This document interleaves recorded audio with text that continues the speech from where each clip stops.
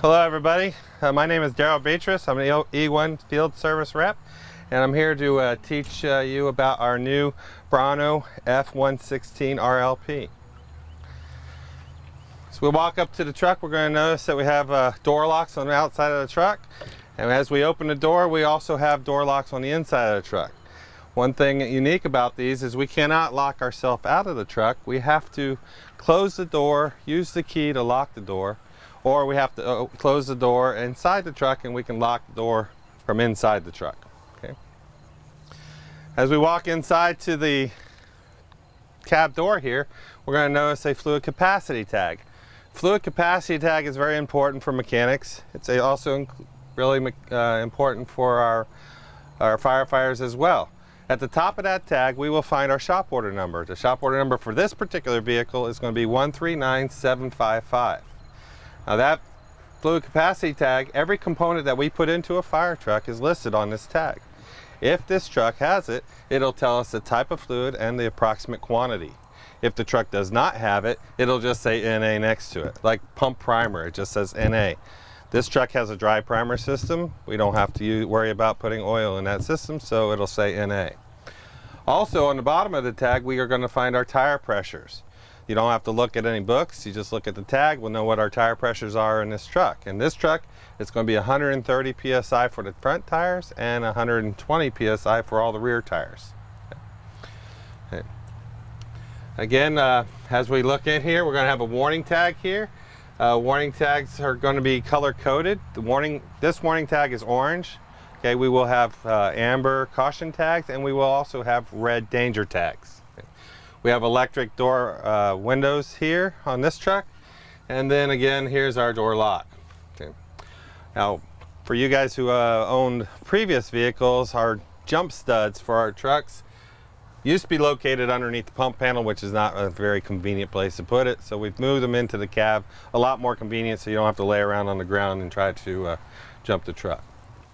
Okay, obviously we're inside the cab now, and for convenience from the driver we have a few options here. First off, we have our main disconnect. Our main battery disconnect turns on and off. It does have the ability to lock out the truck by putting a padlock here. Okay, that's our main power. Okay. Next we have our electric switch for our seat control. We can go up and we can go down with the control of the switch. And the last one we really want to talk about here is this fill for our windshield washer fluid. We also have a sight glass down below. Now we talk about the windshield washer fluid because when we tilt the cab later, you're going to notice that there's a windshield washer fluid tank on the engine. Well, we never want to fill that one up because it's not attached to anything. So this is the windshield washer fluid that we fill, so our windshield washer fluid works. Okay.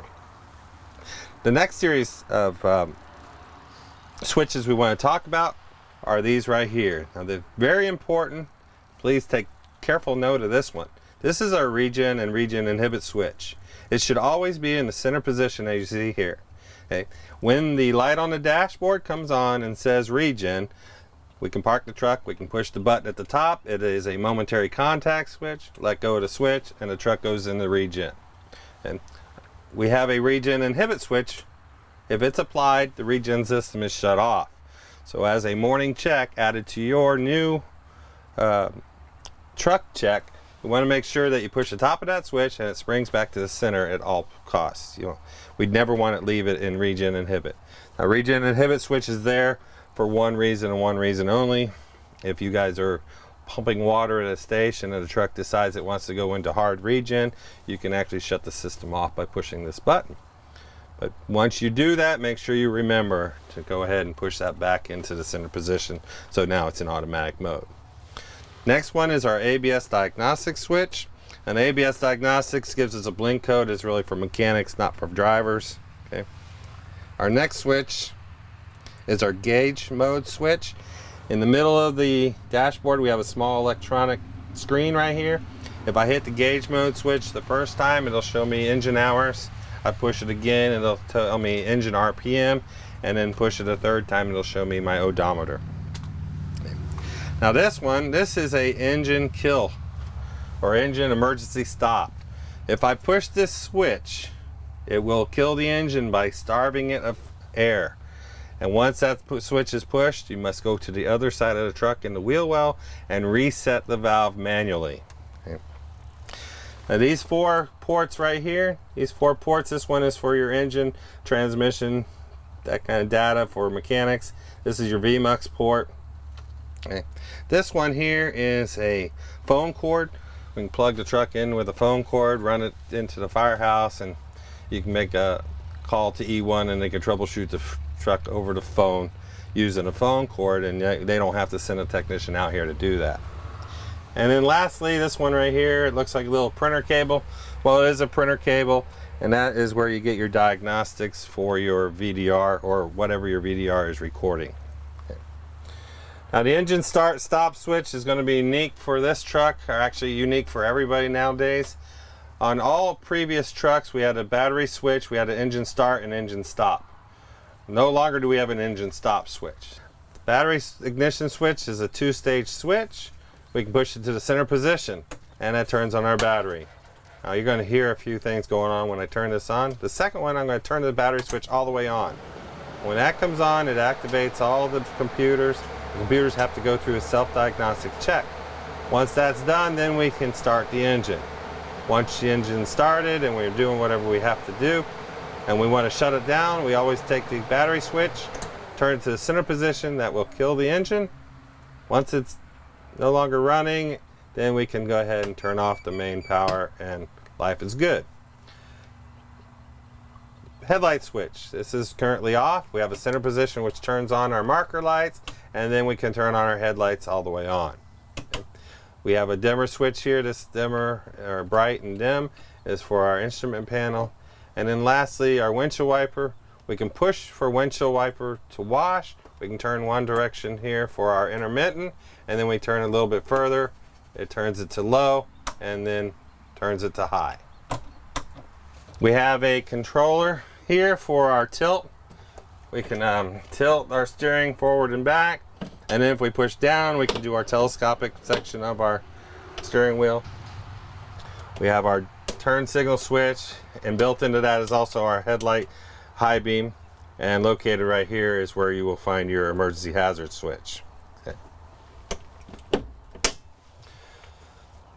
Moving to our overhead, we have our Jake brake control.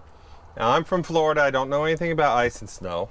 So when I drive this truck, it's on and on high all the time. Doesn't matter to me what the weather's like. But for you guys with ice and snow, and according to the books I've ever read, anytime it's anything other than bluebird skies, you're supposed to shut the system off and drive the truck manually.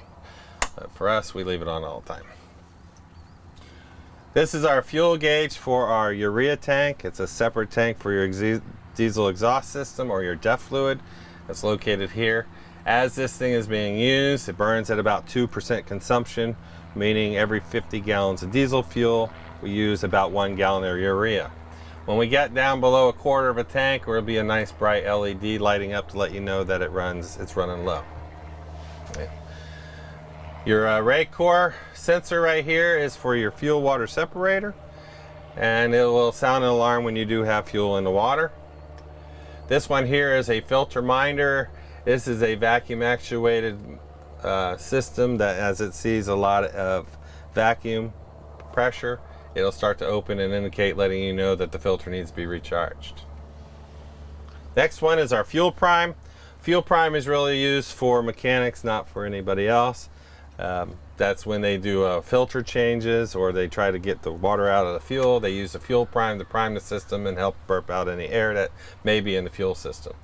And then here we have our aerial PTO switch, which will need to be in the on position before you can operate the aerial.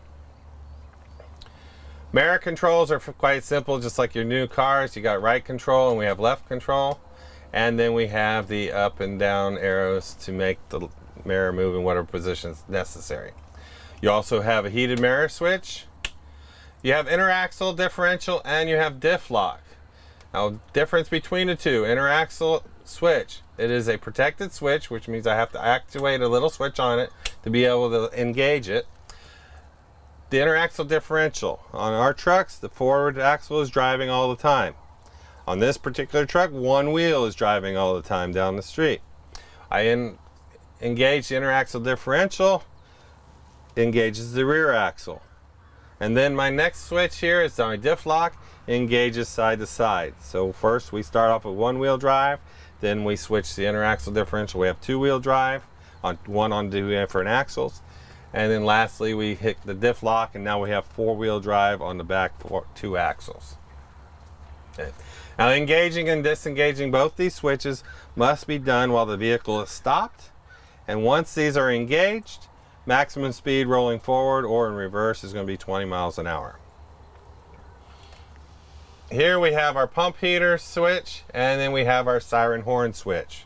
Depending on what selection you want to put the siren horn, either you're going to get a siren out of here or you're going to get your horn out if you're blowing your horn. Okay. The truck is equipped with roll stability. So basically there's a sensor directly on the steering wheel to tell me my angle of or the turn I'm in, and there's also a yaw sensor on one of the cross members that tells me how far the truck is leaning left or right. That system is 100% automatic, and then you have a redundant system built in right here. This is called a lateral acceleration indicator. The more the truck leans, the more the LEDs will light up, and you can kind of see the arrow, and they start off kind of green, then they turn to yellow, and then they go to red. And associated with this is an alarm that gets extremely loud the further it starts to lean. Last thing we have here is our height and clearance. Where the truck sits at 12'1", the length is 44'3", and the truck weighs 43 tons. Okay, park brake is located here near the driver's right knee. Push in to deactivate, pull it out to activate. Pump shift. Pump shift, when we use pump shift, we're going to take our handle, we'll pull on the yellow switch, we'll drop into neutral position. We want to stay in the neutral position for 1 to 2 seconds and then drop it into pump gear. We do not want to drop right down into pump gear, you will get grinding. If you stay in the neutral position for too long and you drop it into pump gear, it'll grind. So you want to make sure you only stay in that position for 2 to 3 seconds and it should be fine. Okay. Here we are going to find our transmission control panel. Transmission control panel is really nice. I mean, we can push button for reverse, push button for neutral, push button for drive. Now for our drivers, we want to make sure that we use drive and we stop completely, go to neutral, and then go to reverse. We do not want to go from drive to reverse or from reverse to drive. Also, that's really unique with this, if we push the up and down arrows, it's going to tell us some information. Our RPM is too low, oil valve, but if the engine was running, in this screen it would tell us that our engine oil was okay. Okay. And to get out of that part, all we have to do is neutral, and it brings us back to the main screen. Okay. AC controls are located here. We have fan speeds here, we have temperature control speeds here, and another fan control for the back of the truck here. We have our defrost and our blower, and we also have our AC and vent. Motorola control head here with the speaker, and down below here you're going to also find a radio speaker as well. Okay. This display right here is called a VMUX display, and this is where we're going to control all our lighting on the truck. Okay. Okay. Now the VMUX display is pretty easy to use. Depending on the screen or the type of VMUX display you have, sometimes they are touch screen where you can hit the diagram there, or this one here happens to be push button type. Okay, we have menus all the way across the bottom. Our eMaster turns on all our warning lights all at one time. Our warning menu will bring it up, and we can turn on individual warning lights as we need. Our home menu is where it always comes.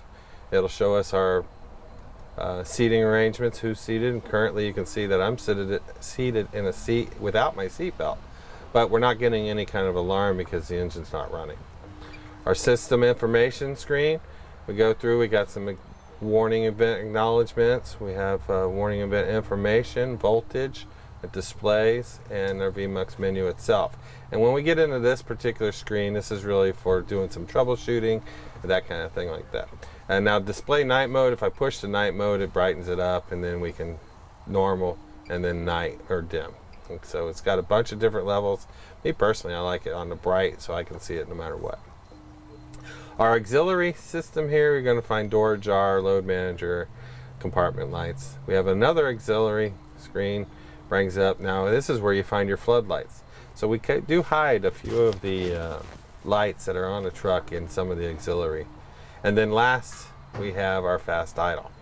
One thing I'd like to talk about briefly, let me go back to my home screen, is my ajar display and ajar text. When I push my button for ajar display, it shows me a picture of the truck and shows me what doors are open. Then I can always select ajar text, and then it shows me all the different all the different doors on the truck and which ones are open. In here you can see the cab left front door and cab right front door are both open currently. Now if we go up to these two lights here for dash, the red light is for your door ajar, the screens we just talked about on the VMUX. It will not flash unless the door is left open and you push in the park brake. Now the amber light next to it is for jack ajar. The jack ajar light will light anytime the jacks are deployed, whether the park brake is pushed in or pulled out. Okay, right here, this is our dog box, is what we like to call it. It's an engine cover. It has some convenient little coffee cup holders. I don't know why we have them on there, but they're conveniently located and they do come apart for easy cleaning. We open up this hatch in the dog box. Inside here, from what you're looking at, we're going to find our radiator overflow tank. Now this radiator overflow tank for this engine remains empty at all times. We never add fluid to it. We only add fluid directly to the radiator, and in order to do that we must tilt the cap. Here we have a little yellow cap right here, and you look at the top, this is windshield washer fluid. This is the tank I warned you about earlier. We never put windshield washer fluid in this one either, so it remains empty. If you put windshield washer fluid in here, if there's a cap on the bottom of it, it'll stay full all the time. If there's no cap, it's just going to run out the bottom of the tank.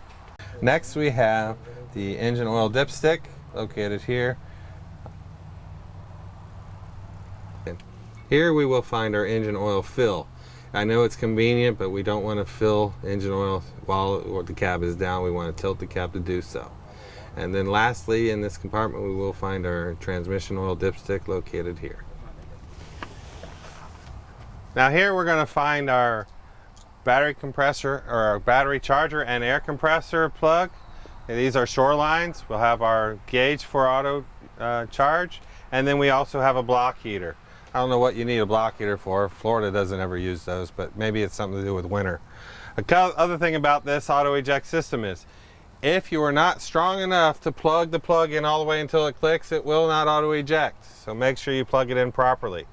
And never unplug a plug manually. Allow the plunger to push the plug out. Now, since these have the possibility of failure because of people not being able to push them in properly, I suggest making small extension cords with a standard plug. That way when they pull out of the firehouse, all they have is a pigtail hanging off the side of the truck instead of a cord reel dragging behind the truck. Okay. This battery charger and air compressor combination here will allow you to be able to hop in the truck and drive out of the firehouse without waiting for the engine to build up any air pressure whatsoever. Okay. Next we have on our tires. We talked about this tire being at 130 psi and the rear tires being at 120 psi. Well, there is an LED indicator located right here. If the tire drops more than 7 psi, that LED indicator will start to flash to let you know that that tire that is low on air. Okay. This also has Stemco oil seals. It's fairly self-explanatory. There's a full mark and an add mark right here. You want to make sure that the oil line at the bottom is at the full mark. Okay. Next we have inside the rear compartment of the cab is where we're going to find our DEF tank, or our diesel exhaust fluid tank. We go inside here, we open this up, there is a blue cap right here for DEF. This particular truck holds 5 gallons of DEF fluid, so we could probably fill our tank about 3 or 4 times before we would actually have to fill this up. Now please be careful not to spill the urea or the DEF fluid inside the cab right here. It is corrosive. You want to make sure you clean it very well with some soap and water if you do spill some inside there. Okay, as far as your pump panel is concerned, we're going to start at the bottom and work our way up. Up underneath this truck we have heat pans. Since the truck is going to be in some harsh weather, the heat pans are located down here. and they will have to be removed to do any servicing of the pump whatsoever. We have a master drain located here and here. The red one is for foam and the black one is for water. And then we also have our anti-electrocution platform that slides out here. We have the anti-electrocution platform since this is an aerial device. Anytime the aerial is in the air, operator must stand on here. That way he is not a conduit for electricity in case they accidentally contact the energized power line with the boom.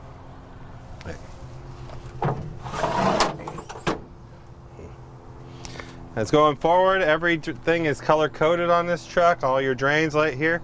Now these drains are really nice. All you have to do is lift up to open the drain, push down to close the drain. Okay, have that all the way across. We do have our foam refill drain located here, and that's a turn. And then our foam, two foam refill drains. We have air inlet right here to put air into the system. Okay, and then we have our main steamer, or our intake here. Okay. We have a pony intake right here, and then we have our foam inlet at this location. Okay. This truck is strictly foam on board. There is no water. We have 300 gallons of foam on this truck. So every operation here is going to be foam only. Any kind of water is going to have to come into the intake. Okay. Hotshot 2 system is a pretty easy system to use. We have two choices. We can turn to automatic. Everything does everything automatically, keeps up with the flows every which way we want. We also have our manual controls right here. If we go into manual control, then we're going to have to increase and decrease our pressures using this knob here to balance the water pressure and the foam pressure. Okay.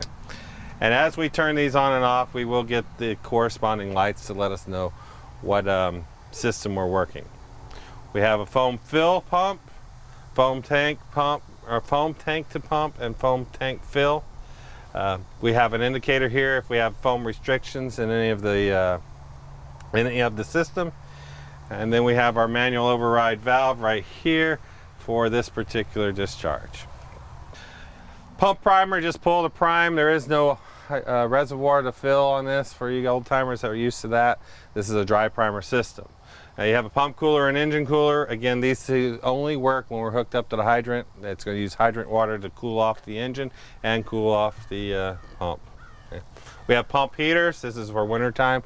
We use these. It runs off the antifreeze or the heating system from the engine, and then have an indicator to let you know that's on.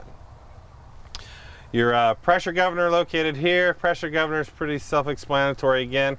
One thing I do want to make word of is it's got an idle button.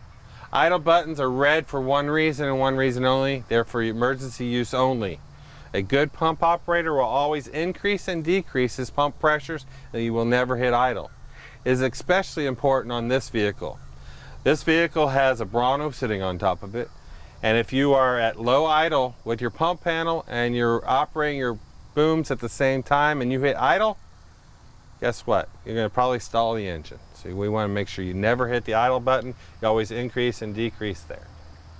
We have another emergency shutdown switch. This is exactly the same switch as the one that's on the dashboard. This does kill the engine by shutting off the air supply to the engine. And again, once this switch is activated, you have to go to the other side of the truck to manually reset that valve. Okay. Waterway discharge is going to be purple. Discharge screen here. If I push here and hold it, it's going to open, and I can push here and close. Okay. There is no pre-programming of any kind, so I have to always push to open and push to close. They are slow activating, so we do not have to worry about water hammer. Okay. And then associated with this one, we have a flow minder. NFPA wants us to make sure you know how much water is flowing out of that monitor at all times. So it'll read in hundreds. So if it says, well, it'll read 1,000 gallons, but when we're done, I hit totalizer, the totalizer reads in hundreds. So it'll be, if it reads 80, that add 2 zeros to that, and that means 8,000 gallons was flowed at that particular time. Okay. Deck gun, 5-inch discharge, 2-inch discharge, discharge number 1, pre-connects 1 and 2, again, all electric valves. This is going to be your foam fill to let you know how full your foam tank is. And this one really is important to me. This one right here, this is a reference only gauge. It refers to our hydraulic level gauge. Green means full, yellow is okay, and red is low.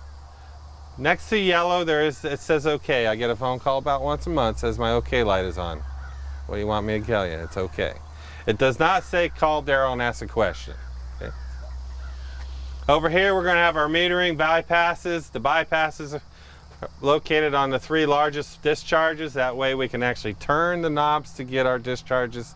And sometimes if you have massive amounts of pressure, these knobs get hard to turn. We have the bypasses located on the larger ones to be able to do that. Okay.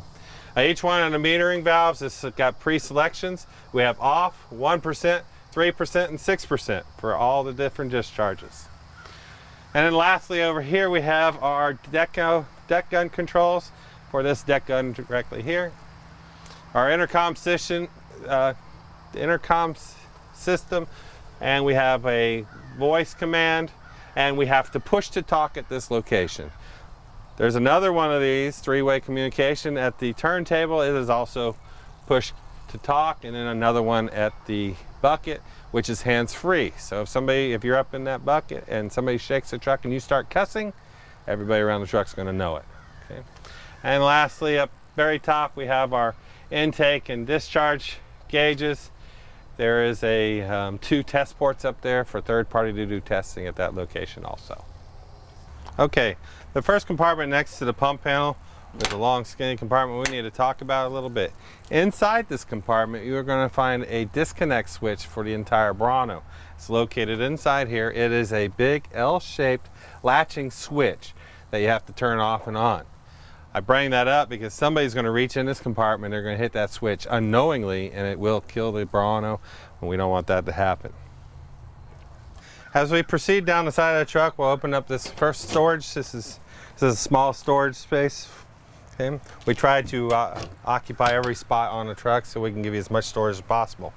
Now the jack legs, you'll notice the stainless steel finish on this jack leg, and the light. The light does follow the jack leg out, so we have some warning devices letting people know that there's a jack leg sticking out of the side of the truck. I'm going to pay special note to these jack legs. That the ones on this side of the truck sit in this location. On the opposite side of the truck, they sit in this location here because the jack legs are super long and they have to bypass each other underneath the truck. Here we're going to find our foam tank drain. Okay, it is closed and it's capped. We have our wheel chock storage compartments here. Now wheel chocks on this vehicle, we are going to wheel chock the front tires, and special note on that, we want to keep the wheel chocks at least 2 inches away from the wheels, and that's how we're going to stock those wheel chocks. Okay. Inside this compartment, okay, we do have a cover plate in here. This is actually our L3 compartment. Inside here we'll find this access. There is quarter turn screw locks here. We take this off, and this is where we will access our 2 main supply lines for our 2 hydraulic pumps. They are safety wired to the open position, and then lastly we have this last valve here is safety wired to the closed position, and that is our hydraulic tank drain. Okay, next we're going to come up to our ladder that allows us to get into our platform. Now this Bronto can be activated or flown from the bucket with one person only, while it's in the stowed position and raised. We do have a pull-out step. Please be careful, these pull-out steps, we want to make sure that they are in the stowed position anytime we're operating the outriggers. We have a small storage compartment located here. It does have LED. All the compartments have LED lighting to light up the compartments. Okay. Our next compartment is a double door compartment, big storage area. We open these up, and then we also have access right here. And inside this access, we will find our foam tank hookup and our level gauge or sensor. Right here we have some SCBA storage bracket spots. and then we have some lighting for turn signal or backing. Okay. The next compartment, there is going to be another utility access located in this compartment. This one's a little more difficult. You will have to remove the shelf to be able to access that. Okay. Here is our fuel fill. Okay. We have to use ultra low sulfur fuel in this truck. We do not want to use biodiesel or ag diesel in this truck whatsoever. And they also have a little tag here to help you, remind you to top off the DEF tank anytime you refuel. Okay. This next compartment, this is a really large compartment. Okay. Inside this compartment you'll have storage. We do have a slide out tray here and a fixed tray here. There is a removable back on this, or a false wall. We have to remove all that to be able to do third-party testing to access any of the rotation bearing bolts. Will have to be done through here. Okay.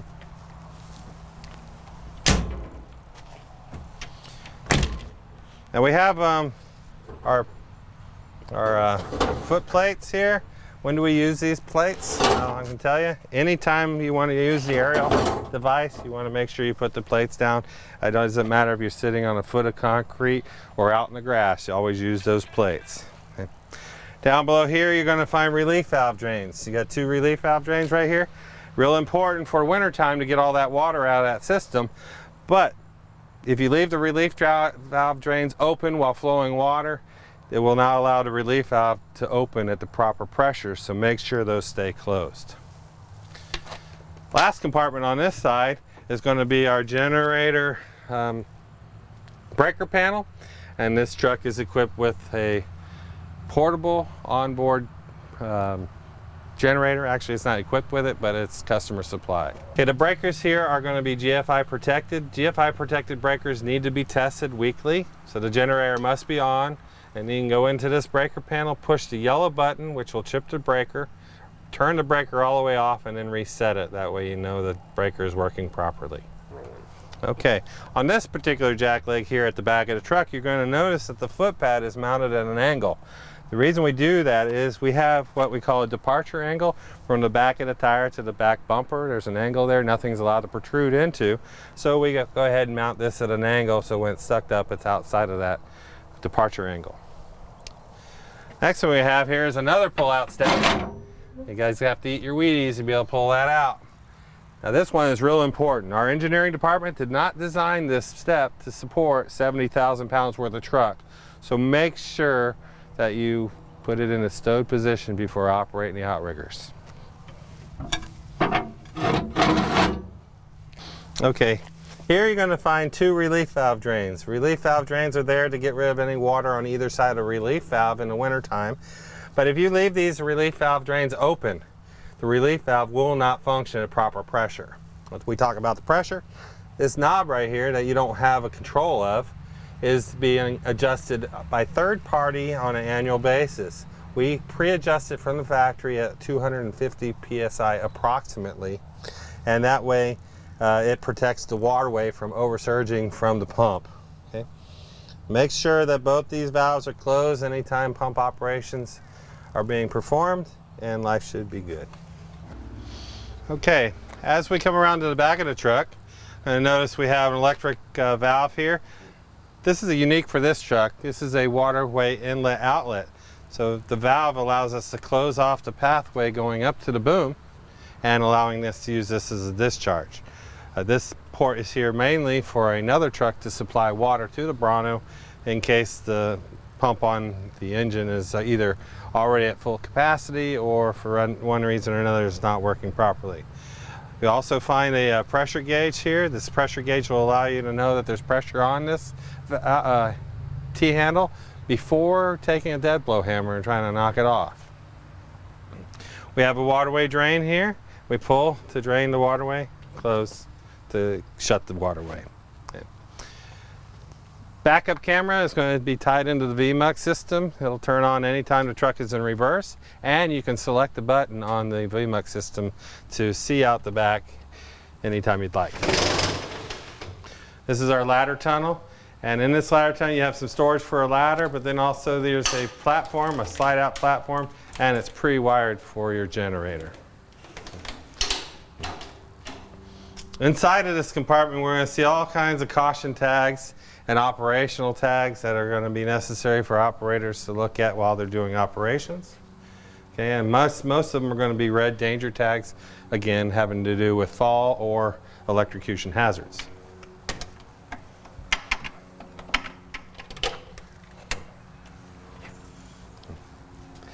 Inside this compartment here, this is the Bronto, what we call the B1 compartment. This is your outrigger center. Okay. The outrigger center controls anything and everything having to do with outriggers. Once the outriggers are deployed, this center basically goes offline, and now you can operate from the turntable. We can talk about a little bit about this briefly. We do have some control or some tags here to let us know some operational for deploying the booms and for retracting the booms, and there's also some gauge or some check sheets and some boom operations on either door. Okay. We do have a handheld remote control here for doing operations on the outriggers. Basically, push this button, that side will go out, push this button, this side will go out, and push the top button and it does auto level features. If you're in some situations where you're not going to be able to use the auto level feature, well, then we have these manual overrides. These manual overrides are located in the same conditions or same positions as the jack leg. So this one is always going to be the front left, or sorry, front right, front left, and rear left. And the arrows on the buttons are situated so when I push this button, my front right outrigger is going to go out. I push this button, the front outrigger will go in. Push this one, the front outrigger will go down, and push this one, the front outrigger will go up. And it's the same for all four positions. Now, it is important to know anytime we use manual mode, we're always going to lift the front of the truck off the ground first. Here we have our PTO engagement switch. You'll know it's engaged by the light on next to it. And then we have the jack system fast idle, and again it has a light there too. We have a battery backup switch right here. We have a horn switch and a light switch. This little display right here is going to give you information, but really not anything that you can mess around with it as a firefighter. And then of course we have the emergency stop switch. Now this is a mechanical switch. If I push it here, I must reset it here. There's 3 of these on the truck. There's one at all 3 workstations: outrigger center, turntable, and platform. Okay. Here we're going to find an inclinometer. This one here is for side to side, and there's one inside this compartment for front to rear. And it's really important to know how to read this. So for an example, if this top one is all the way over on 5 and the bottom one is all the way over on 10, how many degrees out of level is this truck? Most of you probably said 15. Well, it's not. It's only 10. The bottom one is the actual numbers, and the top one is the first 5 degrees broken up in segments. So as I go, I have 1, 2, 3, 4, 5, and here it would only go to the first line. After 5, this would be pegged, and then it shows me my actual angle way above and beyond whatever this one's going to show you. So again, if this one's over here on 3, and this one is just off of 0, I'm at 3 degrees. Proper operation of this truck, no more than ever go beyond 5 degrees when we set up. And when we're done setting up, if you have to do it level it manually, plus or minus 1 degree is considered normal operation, but the truck in auto level will do plus or minus a half a degree. Okay. Next we have this door. This door is going to give you access to your LDH, or large diameter hose, for your hydrant line. And then there's another danger tag, again, electrocution hazards, because it's an aerial. Okay. Cut. Good. Okay. On the right side of the truck at the rear, we have storage. I believe there's 9 compartments on this side of the truck. I have another storage area right here, kind of small area, but storage for something. We have our jack leg. There's no compartment here, it's just a light. And the flashing light again travels with our outrigger. Our large compartment here, we do have access. This access here is going to take you to rotation bearings. Actually, this one won't take you anywhere. That's a false wall. And then down here on the bottom is access to our electronic compartment for this section of the truck. So you'll find a couple VMUX nodes in there. And again, another slide out tray.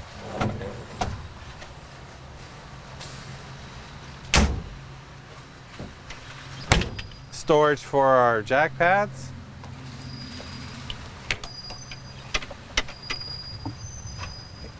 Storage for over our high side compartment.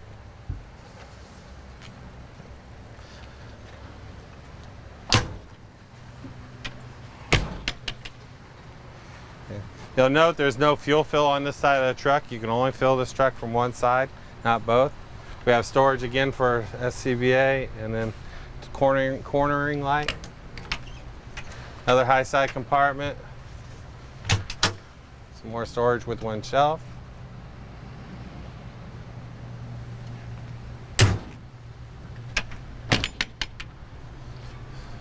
Small compartment for storage, pretty deep. I'll come back and get that. This large compartment here, there's a few things going on in here that we really need to talk about. Okay. First, it's storage. You could add a shelf in here if you wanted to, but what we want to make sure you understand is you need to have access to this panel right here. Again, this one has quarter turn screws on it.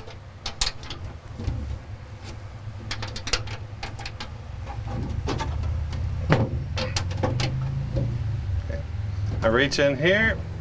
First thing we're going to see is a hydraulic sight glass.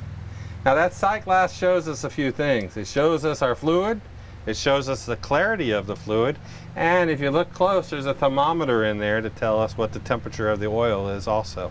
And this is a mechanical gauge, so it's direct read. You never have to worry about a sensor of any kind like that. Now this white box right here, this is really for mechanics. This is called the 900 box. And basically everything that ties the Bronto into our chassis goes through this box. So when the Bronto requests fast idle, it goes through this box. Any of the alarms that we want to set off is going to go through this box. Our jack ajar light, the yellow flashing light, goes through this box. Also, we have battery power coming into this box. There's fuses in here and some relays to do everything that the Bronto needs or requests from the chassis to operate itself. All right, next, here we have our cab release.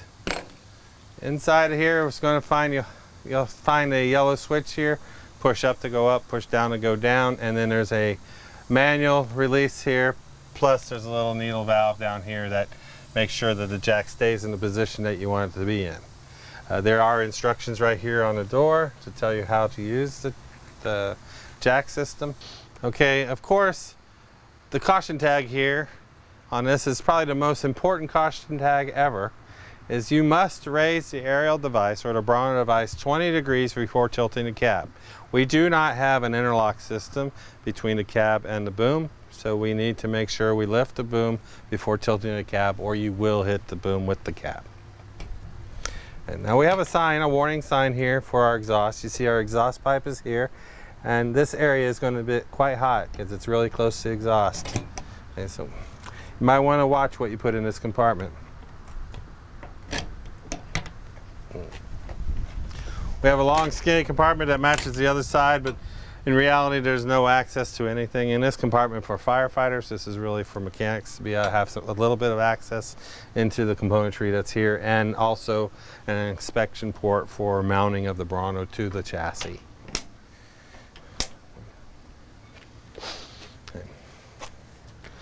Okay. Right side pump panel, basically all discharges. We do have one manual valve here. All the rest of the valves are going to be operated from electric switches on the other side. Plus we have one manual override for this valve here. We have the hot shot foam systems layout or diagram here. So everybody who wants to learn about foam systems can actually study that diagram and know basically how we have it plumbed. Okay. Above here we got our access to our pump And you have this access, and you also have access for behind the cab to be able to access everything into the pump. Now we talked about this manual override right here, and if you look at the valve that's right inside this compartment, you see that little 6-pointed nut. That is your override. Basically put a ratchet wrench, it looks like maybe a 1/2-inch ratchet wrench would be able to open that valve manually. And that's basically the same thing that you're going to do inside this cover here.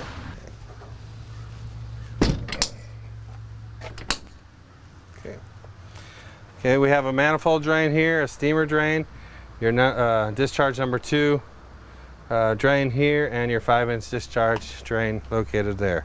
Now we have a step located here and a step here. In fact, every step that's on this truck is going to be rated at 500 pounds. So feel comfortable when you hop up on this truck that it'll be able to support your weight. This is access to the rear officer side compartment or cab. Not much to show you in there. And then we have the officer door here. And in this compartment we're going to find this handle. This is your cab jack handle. It does have notches on here to be able to open and close that manual valve. And then you can stick this inside the pump and you can manually pump the jack up in case you lost battery power. Have a glove compartment here full of papers. And then that's pretty much it for the officer side.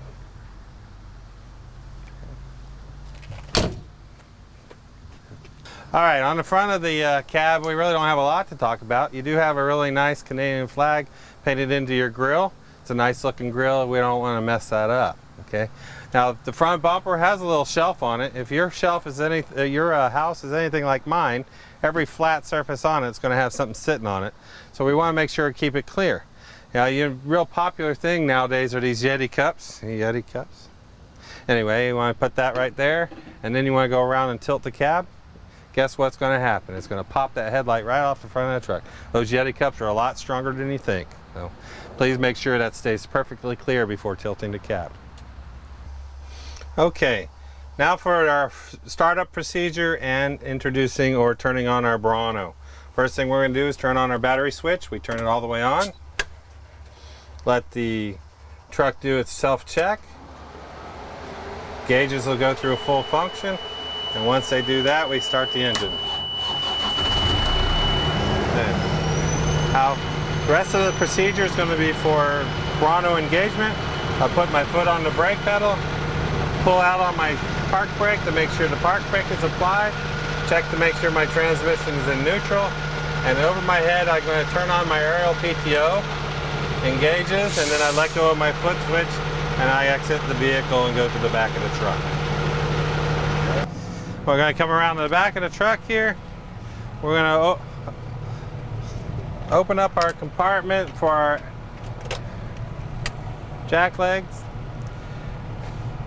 I want to turn on my PTO.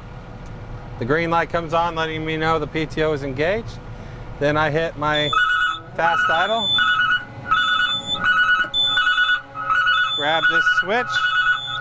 I'm going to push this button to run those jacks out.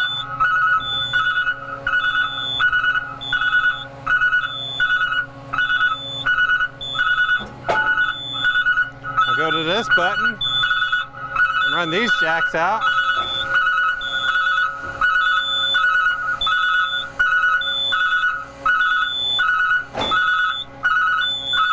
I'll turn off my PTO. Set this off this side. Now I'll take some time to set up my jack pads. When we place our jack pads, we always want to put the handle underneath the beam. Also, we want to make sure that the entire foot sits on top of that jack pad.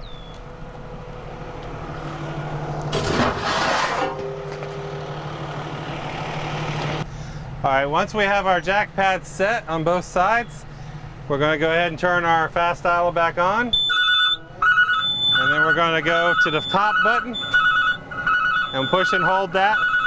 The truck will auto level itself.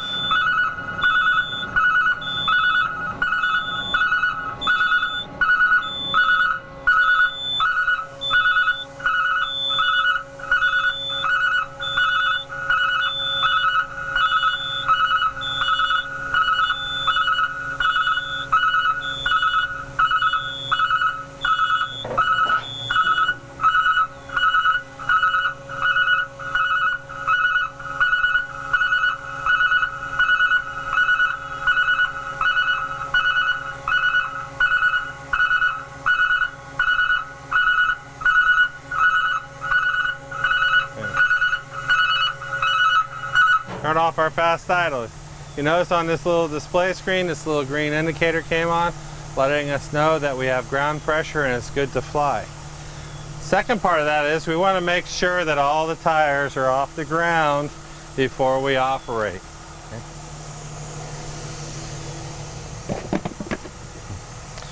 Now this is a 4-jack truck. When we set these trucks up, it's always going to be cab downhill or sideways on the hill, never cab uphill. And the reason for that, the suspension on this truck is a 20,000-pound front suspension and a 60,000-pound rear suspension. The truck weighs 60, 70,000 pounds. We do not want to transfer all that weight onto the front axle. That's why we park it cab downhill or sideways on the hill.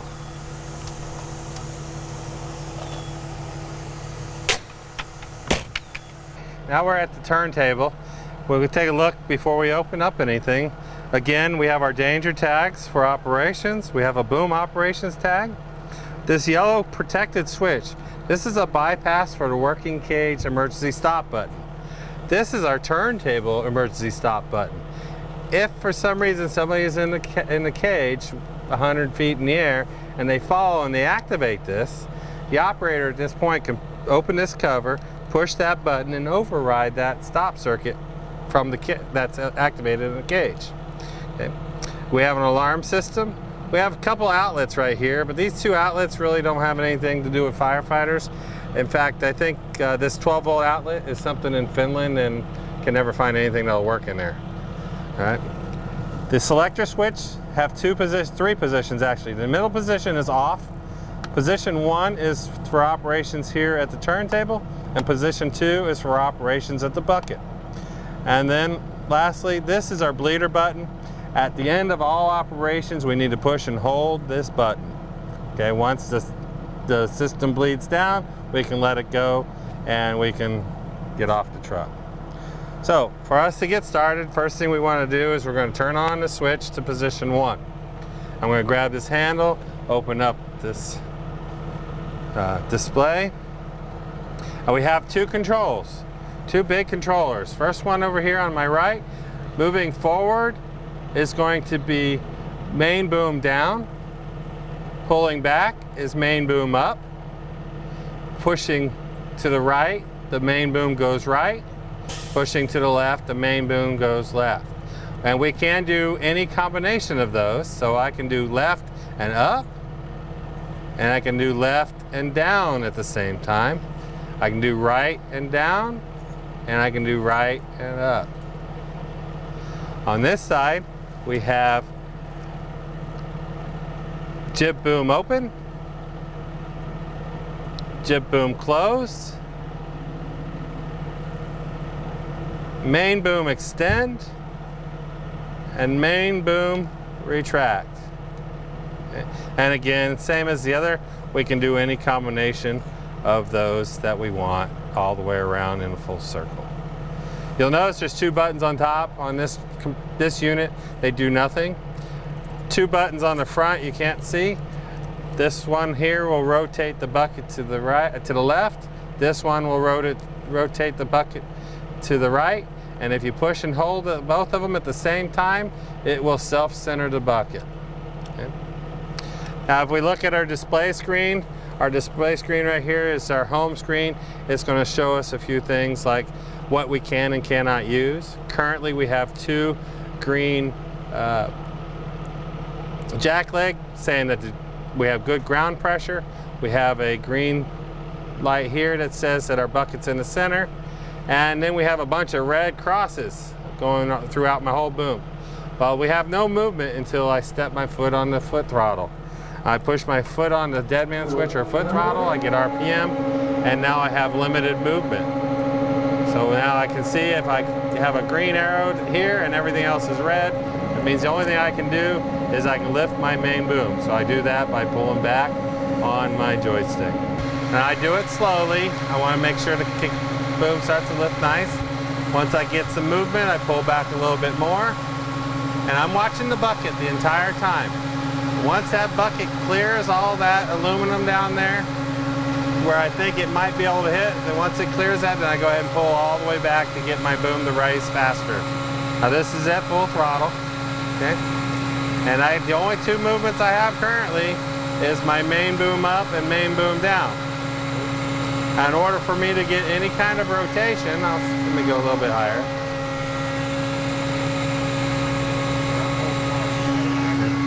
Whenever I want any kind of rotation, I need to open my jib boom. So I do that by moving this joystick sideways, and I open my jib boom. I only have to open it a fraction of an inch, and now I can introduce rotation left or right. So there's your rotation left. And we'll go a little bit further so you can get all the boom movements.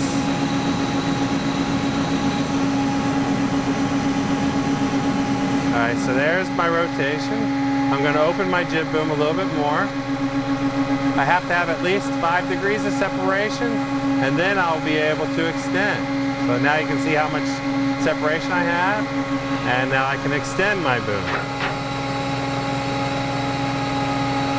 And the combination of things, I can extend and I can open my jib boom at the same time while I lift and I rotate. I'm not pushing real hard. These are nice feather-like controls. And if I want to stop everything, I slowly let everything go back into a neutral position. Okay.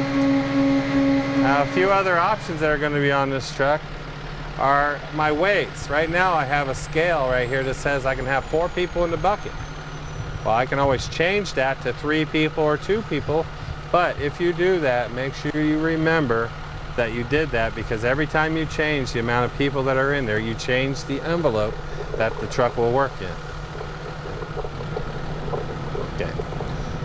Now, when I want to retract or when I want to put the truck away, always retract first. So I step on my dead man switch and I retract first.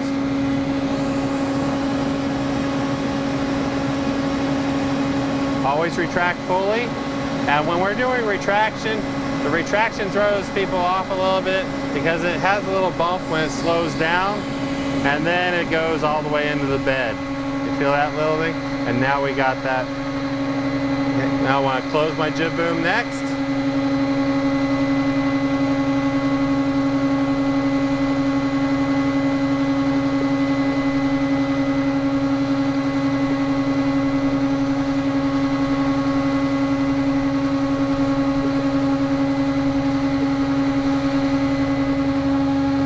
Once that closes, you'll notice on the screen here, a little H popped up behind the cab with 2 green arrows. The truck automatically assumes that you want to put it away. So when you go to rotate around over the center of the cab, the H shows up, and now it's going to stop us dead over the center of the cradle so we can lower the main boom down into the cradle.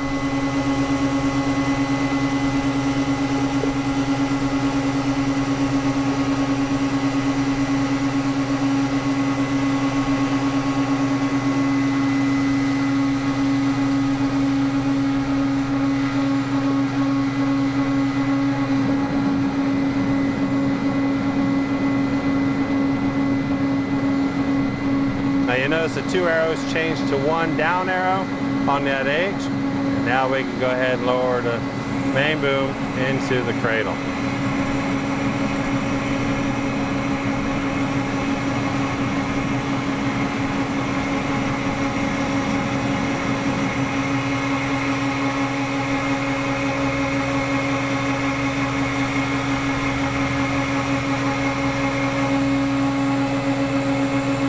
I like to slow the boom down a little bit when I get close to the body. I don't want to make any mistakes and crush anything. It's always good to have a ground guide person watching the bucket as it goes into the cradle.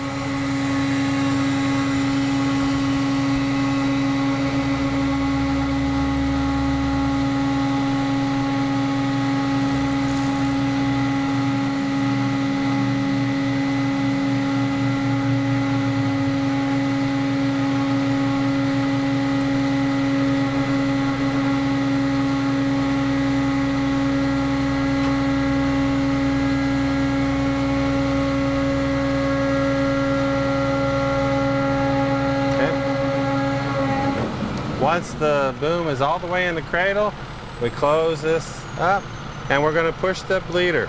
So I want to push and hold that, and you'll be able to hear it hissing oil out. Once the hissing stops, you let go, turn this back to the 0 position, and we're good to go. Okay, now for our cab tilt procedure. First thing you're going to notice that our jacks are deployed, the truck is off the ground a little bit, and our boom is elevated 20 degrees. We need to make sure we have that clearance to be able to tilt the cab. As we come into here, first thing I want you to notice is this little needle valve. That needle valve needs to be tight. We have a tool for that we talked about earlier. When we put this tool on here, we want to make sure we tighten it. That's as tight as it needs to be. I did not grunt or groan to tighten it. I just tightened it. Okay, there's no muscles needed for that. Okay. If you guys who like to work out, you can put this thing in here and you can pump away. About 1,200 pumps later, the cab will be up, so you're good. For me, I'm a little lazy. I'm going to go in here, I'm going to push this button up, and the cab is going to raise. I'm going to raise it up about 6 inches, and I'm going to stop. Once I look and see if the cab is up, I want to make sure it stays in position. So long as it stays in position, I don't have to do anything else. But if it does start to fall, I want to tighten that needle valve a little bit more. Okay. So now we're lifting the cab. I'm going to turn around so I can actually see what I'm doing. I'm going to bring that cab all the way up.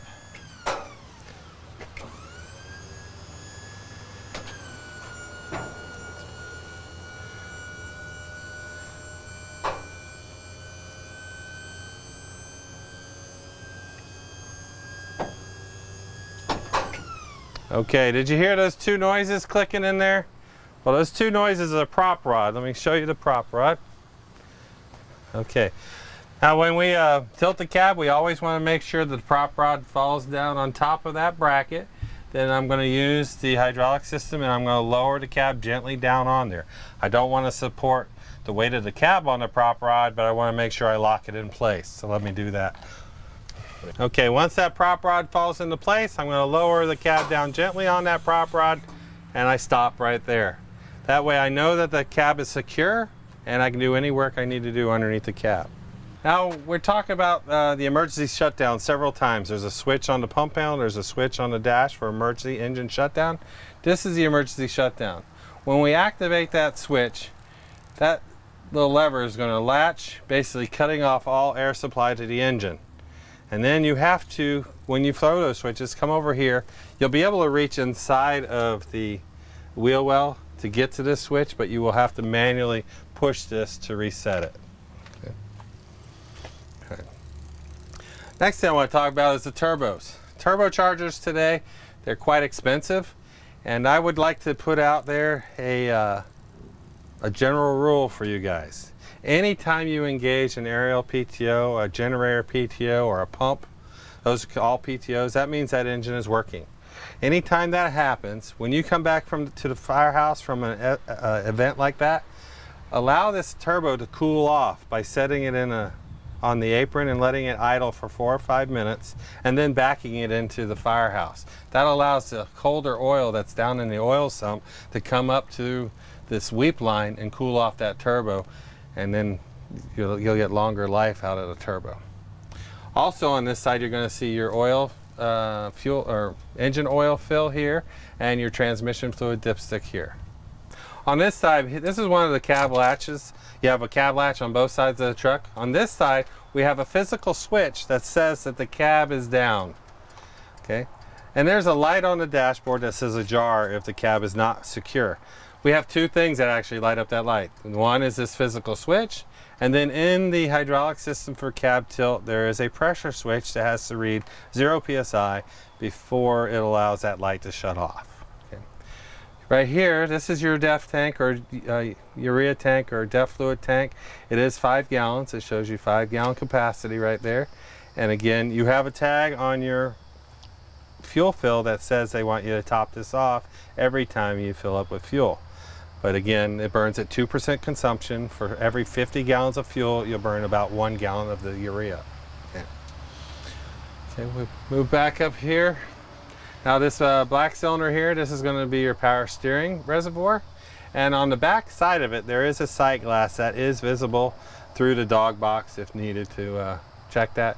If not, when it's tilted up, take the cap off, and there's a dipstick on the bottom of the cap to let you know how full the fluid is. The next plastic reservoir there that's currently empty, well, it should always be empty. Cummins does not want any fluid added to that tank whatsoever. It is nothing more than an expansion tank. So anytime we're adding fluid to this engine or to the radiator of this engine, we always add directly to the radiator, never to this tank. And lastly, you'll see at the front that little tiny part of the tank with the yellow cap on it. That's that water windshield washer fluid. We never use it. It's capped off, and in fact, mechanics have a chance, they can take a Sawzall and cut that thing off, and that way nobody ever fills it up. It's not going to affect anything.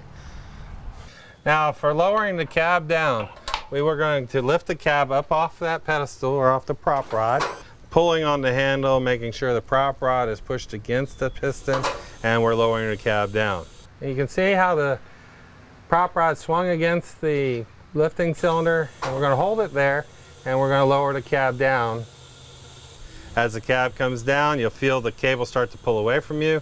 Relax that cable and allow the cab to come all the way down. When the cab stops moving in the down position, hold the switch for a couple more seconds to make sure that that PSI switch that we talked about doesn't have any pressure on it. Okay, and then take your handle, put it on its little pedestal or storage. Okay, and that's it. Close the door. Okay, as far as the buttons on the control panel here, they're the same whether we're on the turntable or on the in the bucket here. The first one we have is a generator, hydraulic generator. Okay. This truck is not equipped with a hydraulic generator, so we really don't have to use that one. The next one is hydraulic power. If I turn that on, it turns on the hydraulic power. And that hydraulic power button is used for the tool circuit that's in the cab or in the bucket here. The next one here, this is our shower curtain. If water is flowing out of the monitor, we push this button and it opens up the floor control for our water curtain. And push it again and it'll close it back up.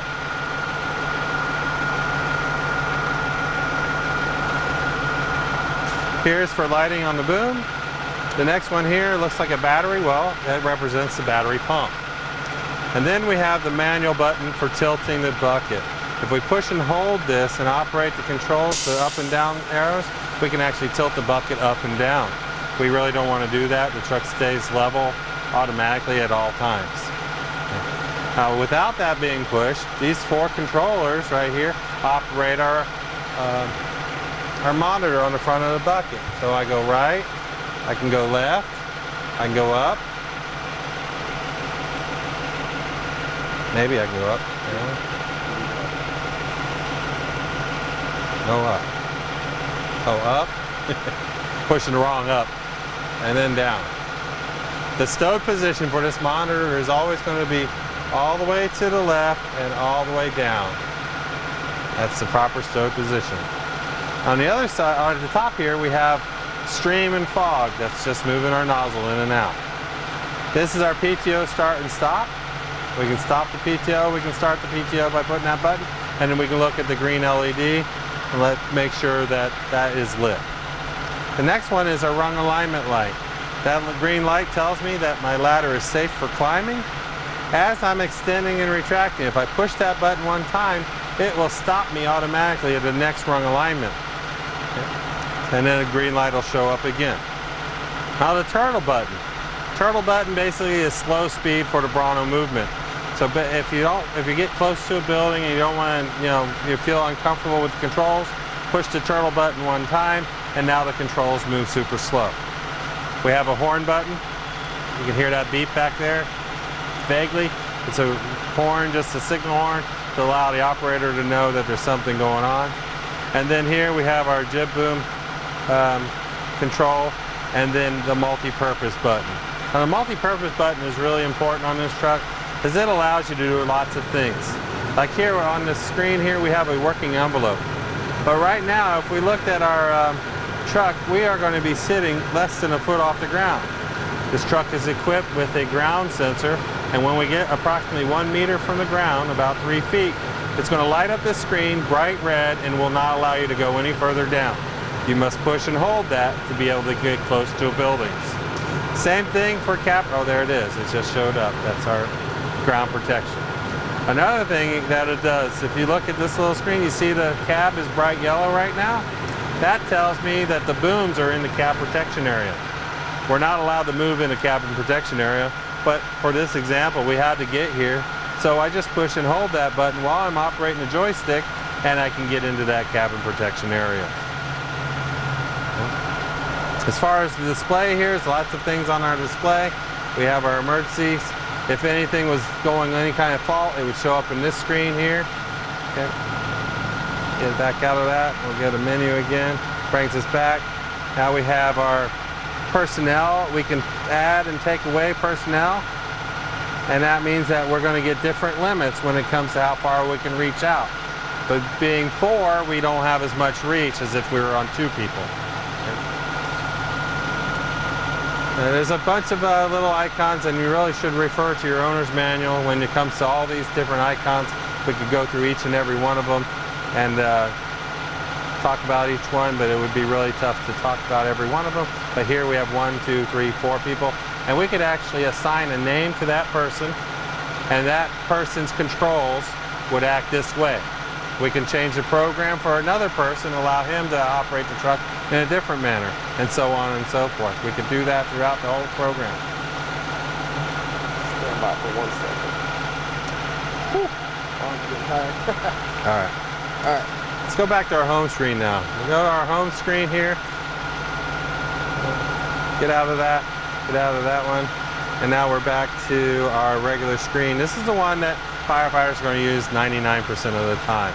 Okay, it gives us all our boom movements, what we can and cannot do. Right now you see all these red X's, and the reason they're all red right now is because we do not have our foot on a dead man switch that's located on the floor. And once we do that and we get RPM, then all the arrows would show up and letting us know what we have. Now another thing that happens on these, we have green arrows, yellow arrows, and red X's. Green arrows means that we have full movement. Yellow arrows means that we have limited movement, and then the red X's tells us we have no movement whatsoever. Next one right here is our breathing air. If I push that, now breathing air is green, so we don't have to worry about it. But if it turned red, we can push that button and it'll tell us our percentage of air. Number 4, it looks like a little bugle. That's actually our pump. It tells us our water pump pressures and PSI. GPM, or gallons per minute, and total amount of gallons. Go back, and the last one just blows up whatever we're working on, makes them bigger, and we can deal with that. And again, here's that cage centering. We want to make sure that it's not coinciding with these buttons. These are just symbols that we want to know, or that we need to know about. The wind meter here, it does have an adjustment. We can raise and lower it. Okay, the wind meter basically spins around when the wind hits it, tells us how many miles per hour we're going. On this particular truck, maximum wind speed's 31 miles per hour. The antenna right here, this is I don't know how to explain it, but it picks up static electricity in the air and will cause a warning on your display, which you're going to have to just cancel. It'll be yellow, big yellow warning, and there'll be a yellow button next to it. Just go ahead and cancel it. Just to let you know that you're getting close to some sort of electrical source, and it is very sensitive. And I heard rumor that it's up to 300 meters away it will pick up electricity. That's a lot of distance. So anyway, that's what that is. Okay. That? You're ready. Okay. Now I'm standing on the ground at the back of the truck, and you can do this from inside the cab. We can fold down this step. Okay. Again, you'll have a nice little easy step right here. Step on right here. This is not a seat for somebody to ride on when you're riding around in the bucket, okay? Another part of this is right here. We pull this up and we have a handrail that raises up to be able to make the transition to the ladder. And then if the ladder is all the way down, then there's another one right here that pulls out, step from here, step to here, and now you can step onto the ladder when it's down below the bucket.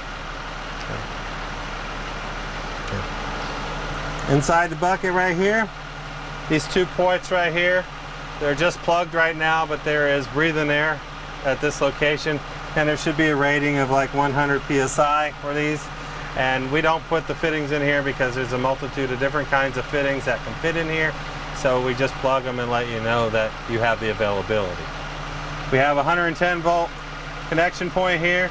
There's two ways to activate this. You can actually plug in a power cord at the base, which basically makes this an extension cord, or you can go ahead and power up with your generator, and now you have power off your generator to this port too. And down below, those two ports right there, those are your hydraulic tools. The hydraulic tool ports are real important to know this. If you have hydraulic tools on this truck, they are to remain with this truck. We do not want any cross-contamination using tools from another truck. They should stay on this truck and be with this truck. On the center posts here, you will find these two tie-off points. These are where you're going to hook your safety belts. There is no hooking safety belts to this item here, to the ladder, to this extension here. We do not hook to anywhere other than these two safety points. So your safety harnesses must be worn anytime the operator's inside this bucket, and this is where you're going to hook your lines to. Okay, deck gun controls, pretty basic. We have a stow and deploy button. We go ahead and hit our deploy. Goes into this deploy mode. And we have our stream. The nozzle comes out, we got fog, the nozzle will retract. I probably want to stand right here if I'm in fog mode because I'll probably get wet. Nice wide stream. We have right controls, left controls, and then up and down. And we're done with that particular function. We have our stow. Hit the stow. Once it starts moving, let go of the button, goes into stow mode.